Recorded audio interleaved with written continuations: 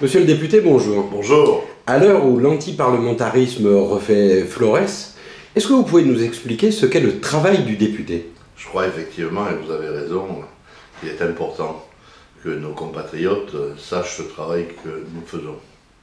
Un député est d'abord élu par la population pour le représenter au niveau du législatif national, du Parlement, en France bicamérale, avec d'un côté l'Assemblée nationale et de l'autre le Sénat. Nous sommes là avant tout pour faire la loi. Nous sommes là pour voter le budget de l'État et nous sommes là pour contrôler que le gouvernement utilise bien l'argent de la manière dont nous l'avons voté. Cela est le travail régalien de base d'un parlementaire. Ensuite, bien sûr, le parlementaire est à Paris pour proposer des lois. Et nous écrivons donc des propositions de loi. Nous sommes là pour évaluer le fonctionnement de la République. Et cela nous amène dans nos commissions dans lesquelles nous siégeons à établir des rapports. C'est ensuite un travail que l'on peut faire en extra-parlementaire. Je suis pour ma part député à l'Assemblée parlementaire de l'OTAN, rapporteur spécial de la Commission Sciences et Technologies, ce qui m'amène là encore à écrire des rapports. En moyenne, chaque année, j'écris un rapport au Parlement français sur la défense. Cette année 2014, un rapport sur l'exécution de la précédente loi de programmation militaire. Pour l'an prochain, je vais travailler avec mon collègue socialiste Gilbert Lebris sur l'évolution de l'OTAN. Dans le cadre de l'Assemblée parlementaire de l'OTAN, j'ai par exemple fait un rapport cette année sur la cybersécurité. L'an prochain, mon rapport 2015 sera sur les conséquences géopolitiques et géostratégiques du changement climatique. Voilà ce qu'est le travail d'un parlementaire qui nous prend au minimum 3 ou 4 jours par semaine à Paris ou ailleurs. Nous avons ensuite le travail de circonscription.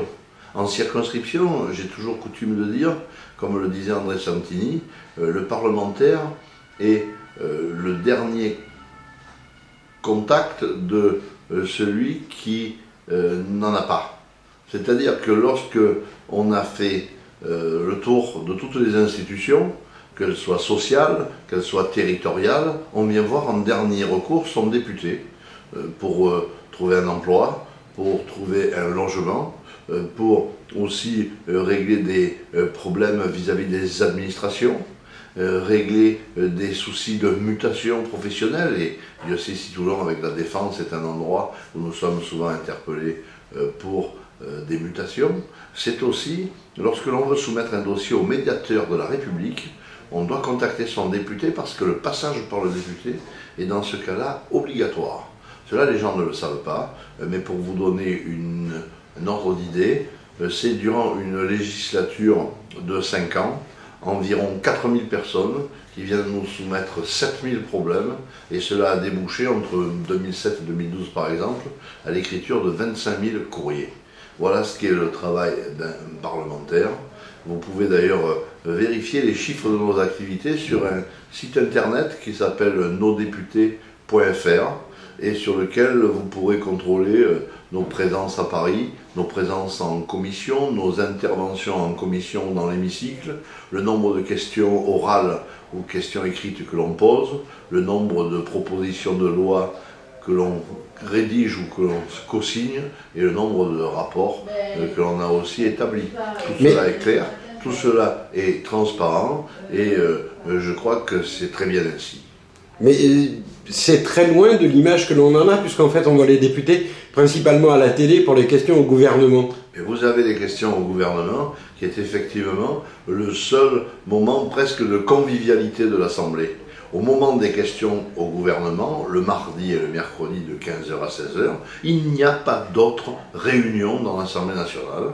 Donc tout le monde est dans l'hémicycle pour poser des questions ou pour écouter les questions et les réponses qu'appelle le gouvernement. Mais ensuite, effectivement, lorsque des projets de loi sont discutés, ce sont les spécialistes qui sont dans l'hémicycle et qui interviennent. Les autres députés exécutent le travail que je viens de vous citer et en particulier travaillent dans leur commission.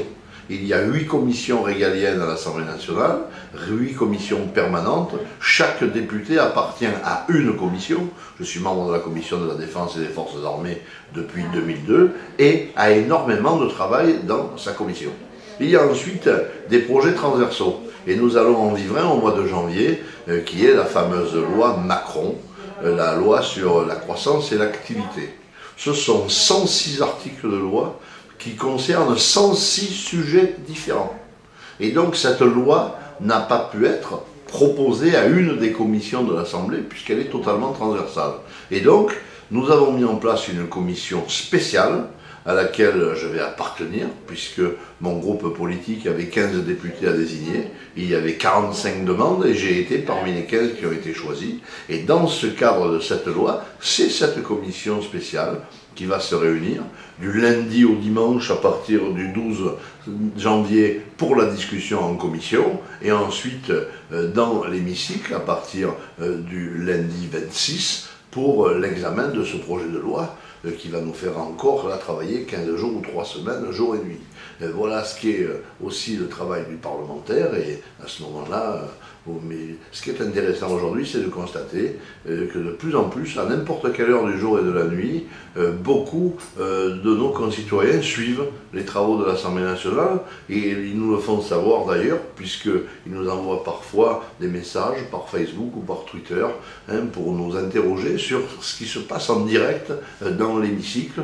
C'est, je crois, une évolution très intéressante de la démocratie participative et moi j'invite tous nos compatriotes, tous nos concitoyens à venir contrôler notre travail, à nous interpeller sur les sujets qui les intéressent. Nous sommes là pour ça, c'est pour cela qu'ils nous ont élus et nous sommes à leur entière disposition. Mais la charge de travail que vous venez de présenter n'est-elle pas incompatible avec un cumul des mandats? Non, absolument pas. Je suis conseiller général du Var, je consacre le lundi aux travaux des commissions et aux rendez-vous liés exclusivement à mon mandat de conseiller général. Le reste du temps, lorsque j'ai des manifestations ou des réunions à Toulon et dans le département du Var, ou même dans la région, c'est à double détente.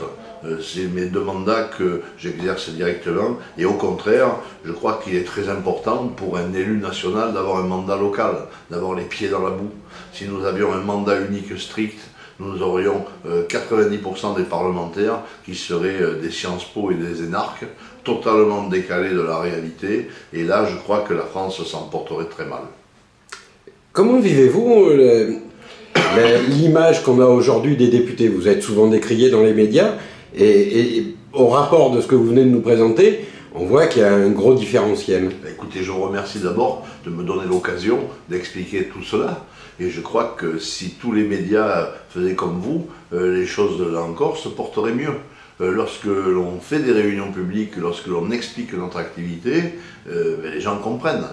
Personnellement, tous les jeudis soirs, à ma permanence, nous avons une réunion d'information politique, où j'informe les militants et les électeurs qui veulent me rencontrer de ce qui s'est passé dans la semaine à Paris, de mon avis sur pas mal de sujets, et cela me permet aussi d'avoir leurs sentiments pour le faire remonter. Et donc, ceux qui font la démarche de venir aussi nous rencontrer sont accueillis à bras ouverts. Peut-être ne sont pas-ils trop nombreux. C'est peut-être cela que je leur reprocherai. Je crois que la critique est très facile, mais l'art est difficile. Donc aujourd'hui, dans le monde, dans le populisme ambiant que nous vivons, cet anti-parlementarisme, effectivement, trouve racine dans des propos très agressifs de certains et de certains médias. Je crois qu'au contraire, il vaut mieux peut-être avant d'avoir des jugements définitifs, gratter un peu la question, venir interpeller ceux qui les représentent, aller consulter les sites internet que je vous ai cités pour aller voir quelle est leur activité. Et là, ils se rendront compte que la quasi-totalité de leurs élus font remarquablement bien leur travail, ils donnent beaucoup de leur temps, parfois même au détriment de leur famille, comme je l'ai fait moi au détriment de ma vie professionnelle. J'ai fait un choix le 1er janvier 2005, il y a 10 ans, d'arrêter mon activité professionnelle pour me consacrer à 100% à mes mandats politiques. Je crois que c'est intéressant de le dire et de le savoir. Alors en ce début d'année 2015, qu'est-ce qu'on peut souhaiter pour notre République?